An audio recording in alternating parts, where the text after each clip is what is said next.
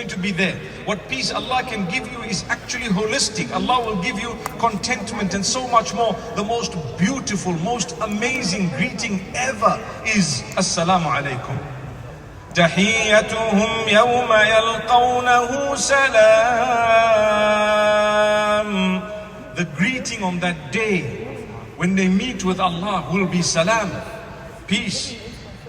Subhanallah. So be conscious of the fact that you are saying Assalamu alaikum. What's the point of Assalamu alaikum? And then you dagger the person as they turn around. You say, you know what? Rotten person. And you walked away. Why did you have to say salam if that's how you felt? In fact, the reason I raise all of this is because to show a concern for your brothers and sisters begins at home. It begins here. It begins with those around you, those you interact with. Allah places people in your life, makes you pass people on the street, designed by Him. It was